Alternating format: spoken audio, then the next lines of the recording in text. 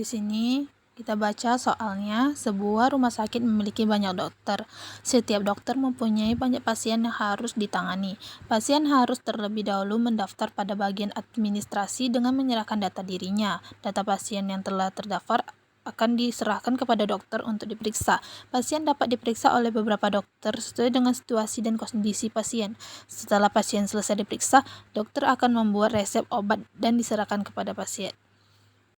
Nah, di sini saya akan menjelaskan sedikit. Pada REDC Notation Sistem rumah sakit ini terdapat beberapa entitas utama, yaitu dokter, pasien, administrasi, pemeriksaan, dan resep obat. Setiap entitas digambarkan menggunakan simbol persegi panjang yang menunjukkan objek utama dalam sistem. Entitas pertama adalah administrasi yang digunakan untuk menyimpan data pendaftaran pasien.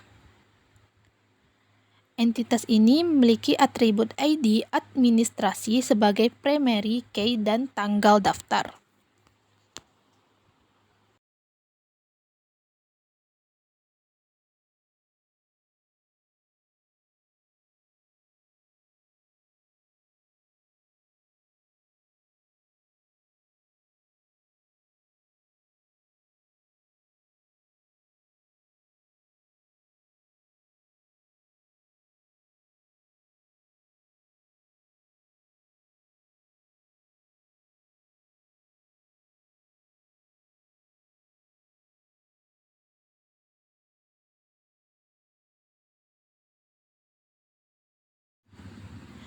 Entitas kedua adalah pasien yang memiliki atribut. Ada ID pasien, nama pasien,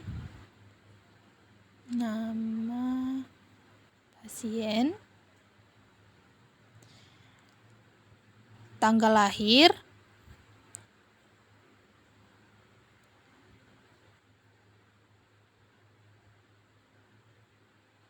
umur,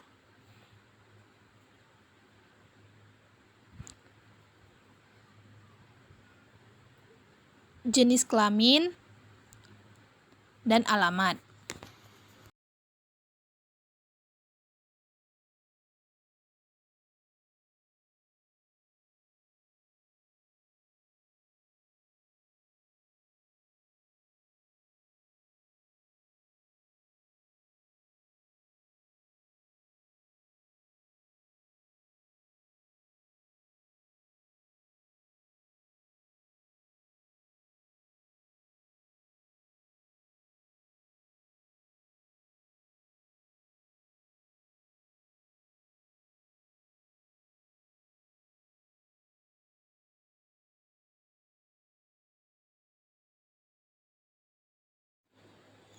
Atribut umur termasuk derivat atribut karena nilainya diperoleh dari hasil perhitungan berdasarkan tanggal lahir, sehingga digambarkan menggunakan oval garis putus-putus.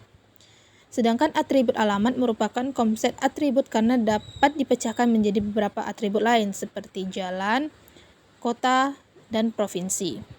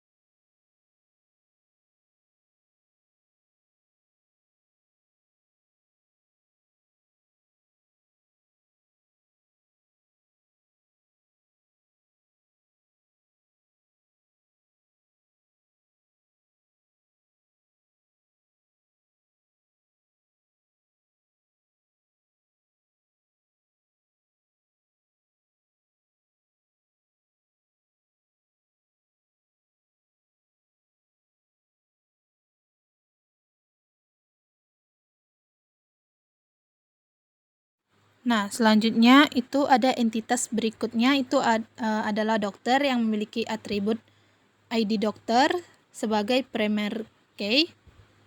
Terus ada nama dokter.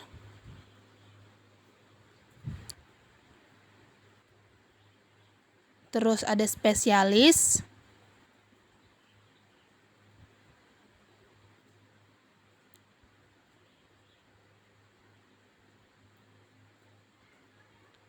Yang terakhir ada nomor telepon. Notel.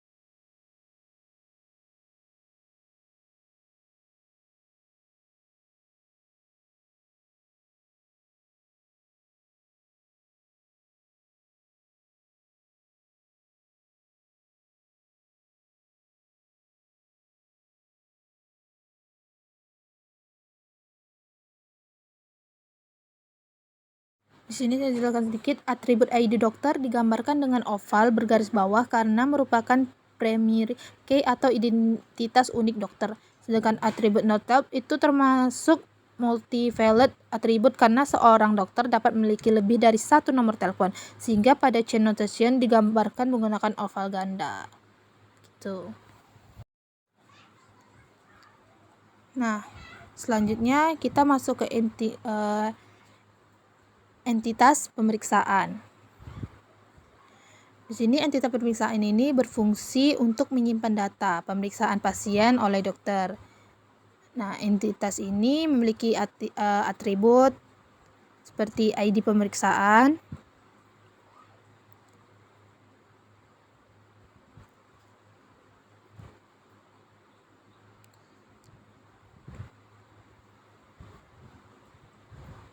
ada tanggal pemeriksaan,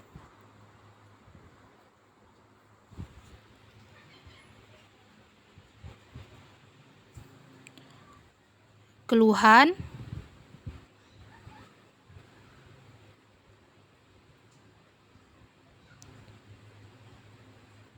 dan diagnosa.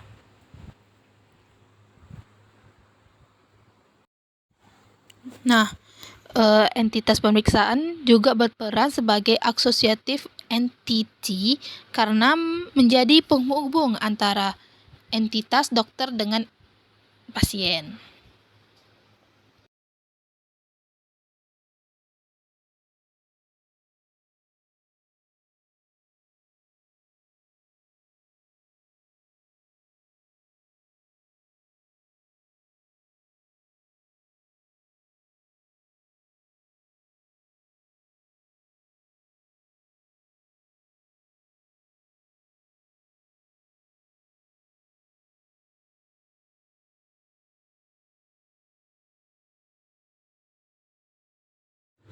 Nah, di sini dapat dilihat dia itu bisa jadi penghubung dari pemeriksaan antara pemeriksaan dengan pasien.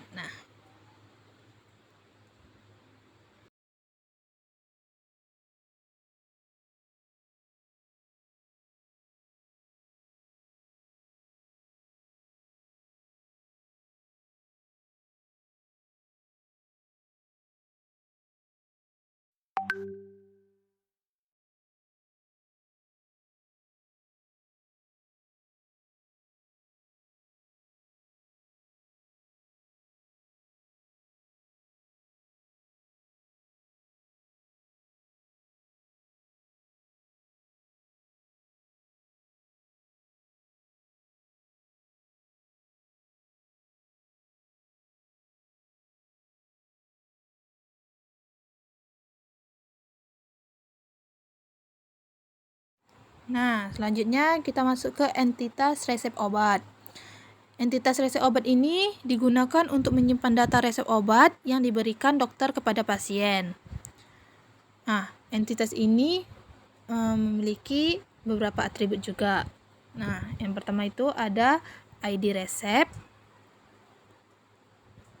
Terus yang kedua itu ada nama obat. Yang ketiga ada dosis. Kita letak di sini. Terus yang keempat itu aturan pakai.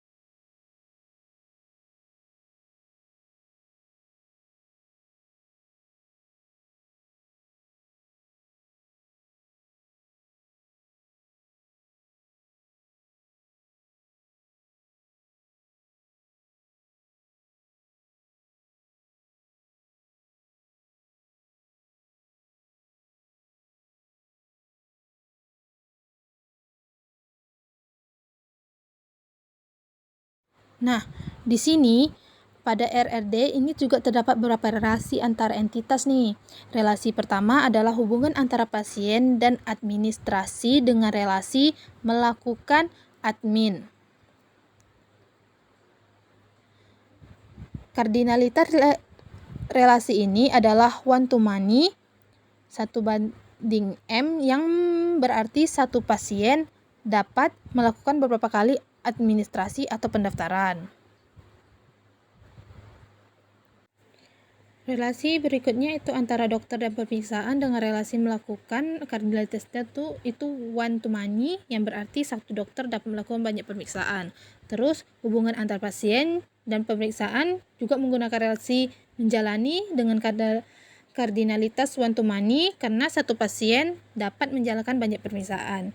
Terus yang terakhir itu ada hubungan antara pemeriksaan dan resep obat dengan relasi menghasilkan. Kardinalitas relasi ini one to many karena satu pemeriksaan dapat menghasilkan beberapa resep obat. Nah, di sini bisa dilihat tuh one to many 1/M gitu.